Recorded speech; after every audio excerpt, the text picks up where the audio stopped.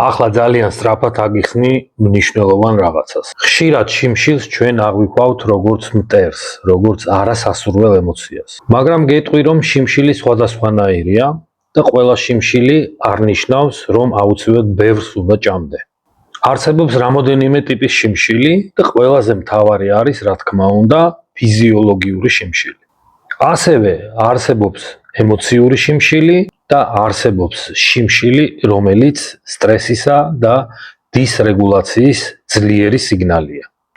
ამიტომ უნდა ვისწავლოთ ასეთი სხვადასხვანაირი შიმშილის გარჩევა. და როცა ჩვენ ვიწყებთ ასეთი გაურჩეველი შიმშილის წინააღმდეგ ბრძოლას, ორგანიზმი შედის დაცვის რეჟიმში. და ზუსტად ასეთი თავის დაცვა ხდება კვებაზე კონტროლის დაკარგვის და წონის მატების მთავარი მიზეზი.